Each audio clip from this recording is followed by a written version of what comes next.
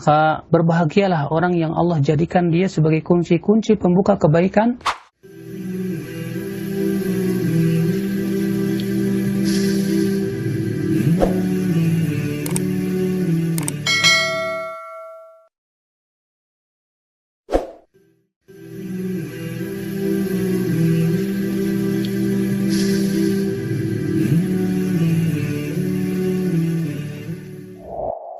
بسم الله الرحمن الرحيم. الحمد لله رب العالمين، وأشهد أن لا إله إلا الله وحده لا شريك له، وأشهد أن محمدا عبده ورسوله صلى الله وسلم عليه وعلى آله وأصحابه أجمعين. أما بعد، أيها الإخوة المستمعون الكرام، لا نزال في باب حفظ السر، ومر معنا في هذا الحديث قول الله سبحانه وتعالى: وأوفوا بالعهد إن العهد كان مسؤولا، وعدد من الأحاديث التي ساقها المصنف. وبقي لنا في هذه الترجمة حديث واحد، وهو حديث ثابت عن أنس رضي الله عنه قال: أتى علي رسول الله صلى الله عليه وسلم وأنا ألعب مع الغلمان فسلم علينا، فبعثني في حاجة فأبطأت على أمي، فلما جئت قالت: ما حبسك؟ فقلت: بعثني رسول الله صلى الله عليه وسلم لحاجة. قالت: ما حاجته؟ قلت: إنها سر. قالت: لا تخبرن بسر رسول الله صلى الله عليه وسلم أحدا.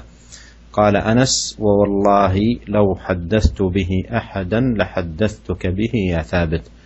رواه مسلم، وروى البخاري بعضه مختصرا. هذا الحديث فيه أهمية حفظ السر، وعرفنا أيها الإخوة الكرام أن السر على نوعين: نوع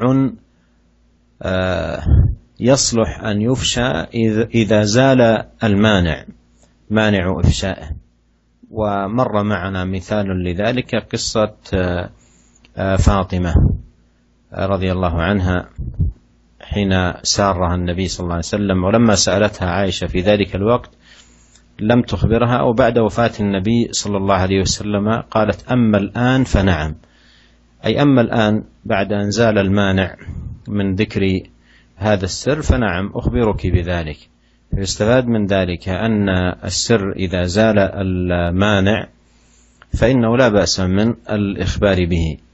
والنوع الثاني من السر هو ما لا يفشى مطلقا، لأنه لا يزول مانعه في أي وقت، ومنه هذا النوع الذي لم يخبر به أنس حتى بعد وفاة النبي صلى الله عليه وسلم، ولم يخبر به أيضا حتى خواص طلابه، لأن ثابت البناني رحمه الله من خواص طلاب أنس. بل إن أنس رضي الله عنه لما روى يوما حديث النبي صلى الله عليه وسلم: إن من الناس ناسا مفاتيح للخير مغاليق للشر، وإن من الناس ناسا مفاتيح للشر مغاليق للخير، فطوبى لمن جعل الله مفتاح الخير على يديه، وطوبى لمن جعل مفتاح الشر على يديه. وفي سنن ابن ماجه لما روى أنس هذا الحديث قال: إن ثابتا من مفاتيح الخير، مما يدل على مكانة ثابت العظيمة ومنزلته العلية، ومع ذلك لم يفشي له هذا السر، لأن هذا السر لا يفشى في أي حال من الأحوال. وأيضا مما يستفاد من هذا الحديث أهمية الأم الصالحة المصلحة لأولادها المربية لهم على الفضائل. فهذه الأم لما جاءها أم أنس لما جاءها وقد تأخر وسألته عن سبب تأخره، قال: بعثني النبي صلى الله عليه وسلم في حاجة. قالت: ما حاجته؟ قال: إنها سر. فقالت له: لا تخبرن بسر رسول الله صلى الله عليه وسلم أحدا. هذا من النصح الذي ينبغي أن تكون عليه الأمهات في تربية الأبناء وتنشئتهم على حفظ الأمانة وكتمان السر ورعاية الحقوق وغير ذلك من الأخلاق التي جاءت بها هذه الشريعة المباركة. وبهذا تنتهي هذه الترجمة. Setelah beliau mengucapkan pujian-pujian kepada Allah Subhanahu wa Ta'ala dan salawat kepada Rasulullah SAW, beliau berkata bahwa kita masih berada di bab tentang menjaga rahasia, dan telah lewat yaitu pembahasan ayat firman Allah Subhanahu wa Ta'ala, "Aufu bil ahdi", laksanakanlah janji-janji. "Innal ahda kana mas'ula", sesungguhnya perjanjian itu pasti akan dipertanggungjawabkan. Dan juga beberapa hadis yang disebutkan oleh Imam Nawawi di dalam bab ini. Dan tersisa bagi kita satu hadis, yaitu hadis sabit dari Anas. Ia berkata, "Ata alayya Rasulullah sallallahu alaihi wasallam", bahwa Rasulullah SAW datang kepadaku, "wa ana al'abu ma'al ghilman", sementara aku bermain bersama anak-anak kecil yang lainnya. "Assalamu alaina", kemudian Rasulullah pun mengucapkan salam kepada kami. "Faba'athani fi hajatin", maka Nabi sallallahu alaihi wasallam mengutusku untuk sebuah keperluan. "Fa'atta'tu ala ummi", maka aku pun terlambat datang kepada ibuku. "Falamma ji'tu qalat ma habasaka", ketika aku datang kepada ibuku, ibuku bertanya, "Apa yang membuat kamu terlambat?" Maka aku berkata, "Ba'athani Rasulullah sallallahu alaihi wasallam li hajatin", ya, Rasulullah SAW mengutus aku karena untuk sebuah keperluan. Qalat ma hajatuhu, maka ibunya bertanya, "Apa keperluannya?" Anas berkata, "Innaha sir", ia rahasia. Maka ibunya berkata, "La tukhbiranna bisirri Rasulillah sallallahu alaihi wasallam ahadan", ya, jangan kamu kabarkan kepada siapapun tentang rahasia Rasulullah sallallahu alaihi wasallam tersebut. Qala Anas berkata, "Wallahi law haddatsu bihi ahadan la haddatsuka bihi ya Tsabit", demi Allah, kalau aku menceritakan rahasia ini kepada seseorang, tentu aku akan ceritakan kepada engkau, wahai Tsabit. Ini dikeluarkan oleh Imam Muslim dan diriwayatkan oleh Bukhari, sebagiannya secara ringkas. Hadis ini, kata beliau, menunjukkan yaitu betapa urgennya masalah menjaga rahasia. Dan telah kita ketahui bahwa rahasia itu ada dua macam.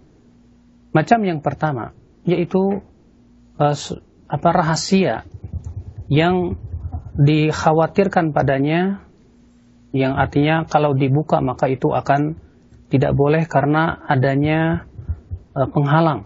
Namun ketika penghalang itu telah hilang, maka pada waktu itu diperbolehkan. Sebuah contoh yaitu kisah Fatimah yang telah lalu, di mana ketika Nabi Shallallahu Alaihi Wasallam merahasiakan perkataan kepada Fatimah, lalu ditanya oleh Aisyah, "Wahai Fatimah, apa yang dirahasiakan oleh Rasulullah Shallallahu Alaihi Wasallam kepadamu? Apa yang dikatakan oleh Rasulullah Shallallahu Alaihi Wasallam kepadamu?" Ya, akan tetapi Fatimah tidak mau menceritakannya. Namun ketika Nabi Shallallahu Alaihi Wasallam telah meninggal dunia, maka Fatimah berkata kepada Aisyah, "Amal an fana'am", adapun sekarang iya, aku akan ceritakan. Ya, artinya ya penghalangnya sudah hilang. Maka di saat penghalangnya sudah hilang dan sudah tidak dikhawatirkan lagi, maka pada waktu itu tidak apa-apa ya untuk mengabarkannya.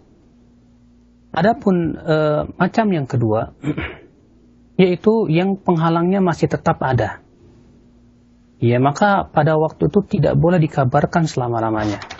Dan inilah yang dirahasiakan oleh Anas. Oleh karena itu Anas ya tidak pernah lagi mengabarkan. Walaupun Anas ya sampai meninggalnya ia tidak pernah mengabarkan kepada siapapun juga. Ya, di antaranya juga bahwa ketika Anas menyebutkan tentang hadis Nabi Shallallahu Alaihi Wasallam, "Inna minan nas nasan mafatih lisyar maghalik mafatih lil khair maghalik lisyar." Di antara manusia ada manusia-manusia yang merupakan kunci-kunci pembuka kebaikan dan gembok-gembok keburukan. Dan di antara manusia ada menjadi ya kunci-kunci pembuka keburukan dan menjadi gembok-gembok ya penutup kebaikan. Fatuba, maka berbahagialah orang yang Allah jadikan dia sebagai kunci-kunci pembuka kebaikan dan gembok-gembok keburukan. Dan berbahagia dan buruklah ya orang yang dijadikan oleh Allah sebagai ya kunci-kunci pembuka keburukan dan gembok-gembok kebaikan. Lalu Anas berkata, sesungguhnya Tsabit itu termasuk ya kunci-kunci pembuka kebaikan.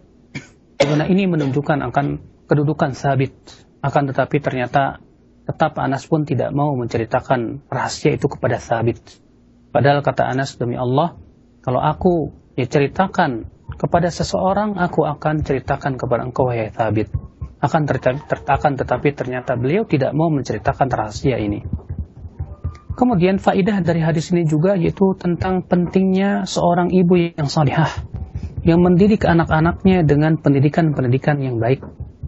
Lihat saja, ya ketika Anas bin Malik datang kepada ibunya terlambat. Lalu ibunya bertanya kepada Thabit, kepada Anas, "Maha basaka, apa yang mencegah kamu?" Maka Anas pun mengatakan bahwa Rasulullah SAW mengutus ia untuk sebuah keperluan.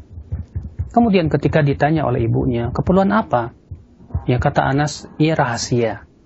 Maka kemudian ibunya berkata, kalau begitu kamu jangan mengabarkan rahasia Rasulullah SAW kepada siapapun juga. Ini merupakan tarbiyah yang agung dari seorang ibu.